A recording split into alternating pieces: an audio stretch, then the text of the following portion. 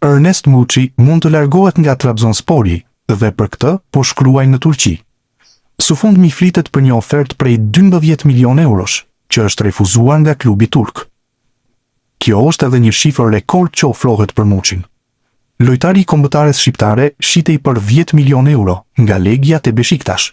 Më pas, Trabzonspori t'i kushtoi 9.5 milion euro në total që t'i zotëronte kartonin. Detajet të tjera ndërkohë dalin në skenë. Oferta e radhës për Muçin nga i njëjti klub që u refuzua, por të cilit nuk i zbulohet emri, mund të shkojë deri në 15 milion euro. Muçi shkëlqeu në sezonin e fundit në Trabzon.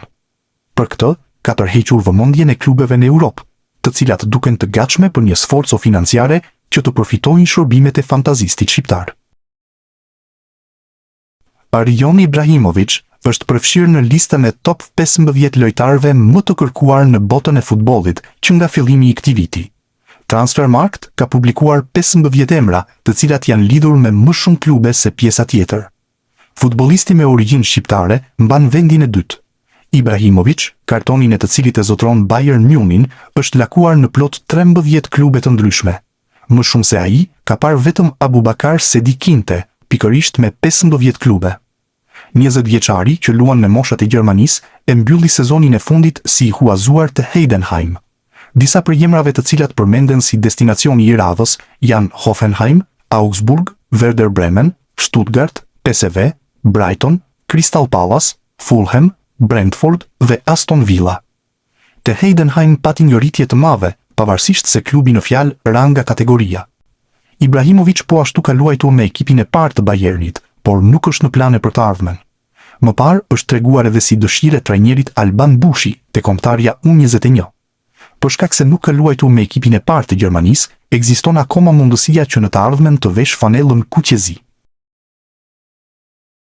Ledian Memushaj ka nisur një kapitull të ri të rëndësishëm në karrierën e tij, teksa është prezantuar si trajneri më i ri i skuadrës së Team Altamura në Serinë C italiane. Ish mesfushori i kombëtares, i cili ka nisur tashmë karrierën e trajnerit, provoi Serinë D me klubin e Leon, e tashmë është i ngjitur një kategori më lart, në një klub që ka besim se ai mund të bëjë një hap tjetër para. Kjo duket nga fjalët e drejtorit sportiv të klubit, Matteo Lauriola.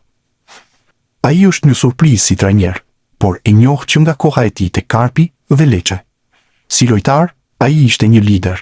E kontaktova edhe vitin e kaluar, por ekzistonte faktori i panjohur i një grupi të ri, një kategorie të re dhe ai si një fillestar. Ai do të bëjë të flitet për to, sepse është një trajner me një prirje të fortë ofensive dhe koncepte që përputhen mirë me grupin që kemi tashmë. Projekti tekniko-taktik po vazhdon, pavarësisht ndryshimit në pankinë. Ai ka shumë personalitet dhe koncepte të qarta. Ishin fjalët e drejtuesit që i ka besuar skuadrën me mushajt. E ardhma e Cristian Aslanit vazhdon të mbetet një nga temat më të diskutuara të Interi në prag të merkatos verore. Mesfushori i kombëtares nuk konsiderohet i paprekshëm nga drejtuesit zikaltër, të cilët po vlerësojnë mundësitë për të sistemuar përfundimisht situatën e tij gjatë muajve të ardhshëm. Sipas raportimeve nga Italia, Interi mund të arktojë një tjetër shumë të rëndësishme nga largimi i Aslanit. Klubi turk i Beşiktaşit po monitoron me interes situatën e 24 vjeçarit, edhe pse duket e vështirë që të paguajë 12 milion euro për kartonin e tij. Drejtuesit e Interit janë të fokusuar në ndërtimin e skuadrës për sezonin e ri, dhe shitja e disa lojtarëve konsiderohet pjesë e strategjisë për të krijuar hapësira financiare dhe teknike. Në këtë listë përfshihet edhe Aslani, i cili gjatë viteve të fundit ka pasur vështirësi për të siguruar një vend në formacionin titullar. Megjithatë, asgjë nuk është vendosur përfundimisht. Interi pret zhvillimet e merkatos dhe ofertat konkrete, ndërsa e ardhma e mesfushorit shqiptar pritet të sqarohet në javët e ardhshme. Për momentin, Beşiktaşi mbetet një nga klubet më të interesuara për shërbimet e tij, por mbetet për tu parë nëse palët do të arrijnë një marrëveshje për transferimin përfundimtar. Luis Hasa ka përfunduar me sukses huazimin e tij te Carrarese dhe tashmë është rikthyer te Napoli. Por qëndrimi te të kaltrit nuk do të jetë i gjatë. Mesfushori shqiptar pritet të largohet nga skuadra napoletane. Mediat italiane bëjnë me dije se për të ka shfaqur interes Avelinoja. Kjo e fundit do të luajë në Serinë B sezonin e ardhshëm dhe drejtohet nga një legjendë e Milanit dhe e futbollit italian, Alessandro Nesta, Megjithatë, konkurenca për Luis Hasan është e madhe, pasi edhe ekipet të tjera kanë shprehur interes për shërbimet e tij. Kalimi i Mauricio Sarri te Atalanta pritet të sjellë ndryshime të shumta në skuadër, por Berat Gjymshiti vazhdon të konsiderohet një nga pikat më të sigurta të repartit defensiv. Sipas mediave italiane, mbrojtësi i kombëtares shqiptare është pjesë e planeve të trajnerit të ri dhe shihet si alternativa kryesore me eksperiencë në qendër të mbrojtjes. Edhe pse kalimi nga skema me 3 mbrojtës te rreshtimi me 4 do të sjellë konkurrencë më të madhe, Gjymshiti mbetet një element i rëndësishëm në organikën zikaltër. Në një repart ku priten lëvizje gjatë merkatos, 33 vjeçari vlerësohet për përvojën dhe besueshmërinë e tij, ndërsa drejtuesit e Atalantës nuk parashikojnë largimin e tij gjatë kësaj vere. Gabriel Ramaj është kapiteni i Atalantës U20, të cilit i konfirmohet kalimi tek ekipi U23 i Atalantës. Kështu, në edicionin e ardhshëm do të luajë në Serie C. Qendërmbrojtësi vendosi të afrohej te Shqipëria U21, pasi la Italin U19. Me ekipet e moshave të Atalantës, që nga edicioni 2021-22 ka regjistruar 147 ndeshje. 20 vjeçari mund të ketë një mundësi të mirë për t'u promovuar. Trajner pritet të jetë Nicola Corrent, i cili aktualisht drejton Parmën U20. Besnik Hasi ka nisur pak ditë më parë një aventurë të re në pankinë në karrierën e tij. Ish mesfushori i kombëtares shqiptare ka marrë drejtimin e Ahmetspor në Turqi dhe tashmë do të drejtojë atje, me shpresën për t'u kthyer përsëri në skenat e rëndësishme të futbollit evropian. Hasi në sezonet e kaluara ishte në stolin e Anderlechtit, por nuk mundi ta kthente atë ekip në pretendent për titullin. Ai u shkarkua disa muaj më parë dhe tani ka vendosur të largohet përsëri nga Belgjika për të tentuar një aventurë jashtë. Ai u prezantua 2 ditë më parë te Ahmetspor dhe tani duket se ka nisur puna për të përforcuar ekipin me një futbollist shqiptar që ka të hequr vëmendjen e klubit. Sipas mediave turke, klubi i Ahmetspor është vënë në ndjekje të Rej Manajt, duke e parë si përforcim të mundshëm për sezonin e ardhshëm. Manaj i u bashkua përsëri Sivasporit gjatë merkatos së dimrit, por me ndërrimin e drejtuesve të klubit 2 javë më parë, edhe ai ka vendosur të largohet nga kjo skuadër, e cila nuk ja doli të kthehet në elitën e futbollit turk. Për të siguruar firman e tij, Ahmetspor duhet të mposhtë edhe rivalitetin e Çorum apo Kayserispor, të cilat gjithashtu raportohet se kanë shfaqur interes për sulmuesin e kombëtares shqiptare. Kjo do të jetë një verë vendimtare për të ardhmen e mesfushorit të talentuar shqiptar Dejan Vranici. Mesfushori me tipare sulmuese, pas shumë vitesh në Akademinë e Parmës, ka vendosur të largohet për të provuar futbollin profesionist. 20 vjeçari vjen pas një sezoni me luhatje për shkak të dëmtimeve që i kanë kufizuar minutazhin në fush, por shpreson që në klubin e ri të arrijë të tregojë sa vlen dhe cilësitë që ka, të cilat e kanë bërë prej vitesh pjesë të ekipeve të moshave të Shqipërisë. Sipas mediave italiane, janë klubet e Novara, Alcione Mikano dhe Pescara në Serie C, ata të cilat kanë shfaqur interes konkret për të firmosur me djaloshin shqiptar.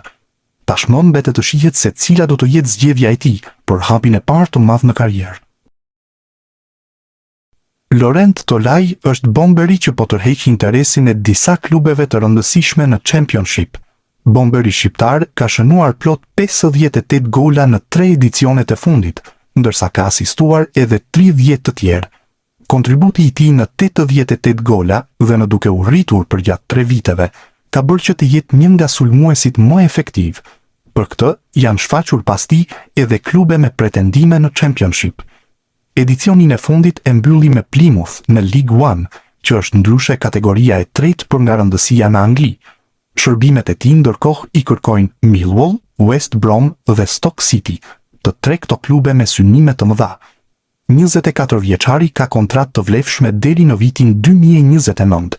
Ngjitja në një nivel më të lartë duket e pashmangshme, ndërsa duhet përmendur fakti që mund të luajë për Shqipërinë. Tolaj deri tani është aktivizuar vetëm me moshat e Zvicrës. Nëse federata e bind, kuqezinjve mund të shtohet një bomber.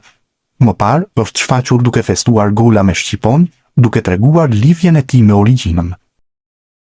Fundi i muajit qershor do të sjellë rikthimin e disa lojtarëve nga huazimet te klubet e tyre respektive në Serie A. Mes tyre edhe 2 futbollistët shqiptar, Kristian Aslani dhe Marash Kumbulla. Sipas një analize të publikuar nga mediat italiane, rikthimi i lojtarëve që nuk janë pjesë e planeve afatgjata të klubeve përbën një barë financiare të konsiderueshme për skuadrat italiane. Në rastin e Interit, Cristian Aslani do të kthehet nga Beshiktasi me pagën e mesfushorit shqiptar që kap vlerën e rreth 1.4 milion eurove në sezon. Zikaltrit pritet të kërkojë një zgjidhje të re në merkato për të shmangur mbajtjen e një lojtari jashtë projektit teknik. Një situatë ngjashme paraqitet edhe te Roma me Marash Kumbullën. Mbrojtësi shqiptar rikthehet nga huazimit e Mallorca, ndërsa kontrata e tij i kushton klubit verdekuq rreth 1.8 milion euro në sezon. Edhe pse Roma nuk e konsideron çështjen shqetësuese, e ardhmja e Kumbullës mbetet e hapur dhe gjatë merkatos verore priten vendime për destinacionin e tij të ardhshëm. Në total, Aslani dhe Kumbulla përfaqësojnë mbi 3 milion euro kosto vjetore për Interin dhe Romën, ndaj të dy klubet do të synojnë të gjejnë zgjidhje sa më shpejt për të ardhmen e dy lojtarëve shqiptar. Portieri Ramaj nuk është në planet e Borussia Dortmund. Ky është raportimi nga Gjermania, ku tregohet se portierit i është komunikuar vendimi i klubit. Ramaj u transferuar për 5 milion euro në shkurtin e vitit 2025. Kontrata e cila zgjat deri në vitin 2029 është një problem. Pas huazimeve të Copenhagen dhe Heidenheim, mbetet për të parë cila do të jetë aventura e radhës. 24 vjeçari po largohet nga Dortmundi akoma pa debutuar, ndërsa një vit më parë shprehej se nuk pranon stolin. Interesante do të ishte nëse do të shfaqet sërish si opsion për Shqipërinë. Zgjedhja e tij e parë është Gjermania, ndërsa më parë zbulonte se kontaktohej nga kuqezimt. Një prej emrave më të nxehtë në merkaton e verës pritej të ishte padyshim Steven Shpendi. Sulmuesi i talentuar kishte shkëlqyer në edicionin e fundit me fanellën e Empolit dhe raportohej se disa klube ishin vënë në ndjekje të tij edhe nga Serie A. Por në mënyrë të papritur, është mësuar se ai është pranë firmës me një tjetër skuadër të Series B.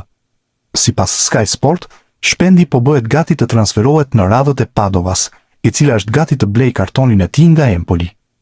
Arsyeja mësohet se është raporti që ai ka me trajnerin Antonio Calabro, i cili e ndihmoi të rikthehej në formë në sezonin kur ishte huazim te Carrarese. Calabro do të marrë drejtimin e Padovës dhe Shpendi ka qenë një nga kërkesat e tij, që klubi po bëhet gati të plotësojë.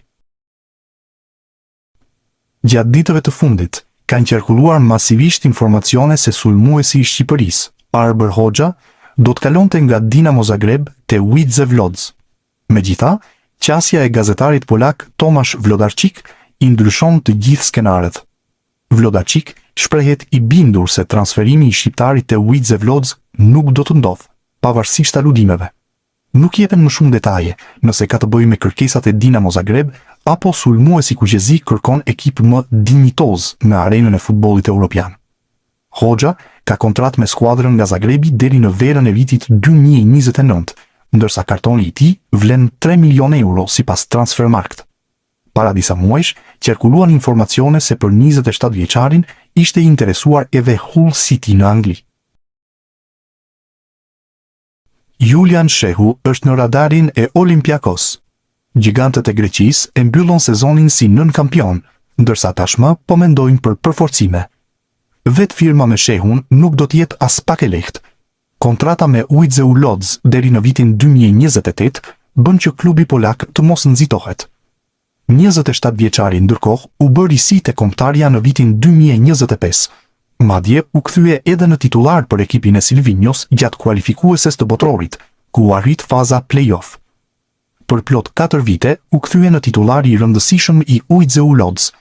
Vetëm në sezonin e dytë në Poloni u penalizua nga një dëmtim i rënd, teksa prej kohësh ndodhet në formën më të mirë. Shehu tashmë regjistron plot 103 ndeshje me ekipin e elitës polake. Gjatë kësaj kohe janë shënuar edhe 9 gola, si edhe asistuar 8 të tjerë.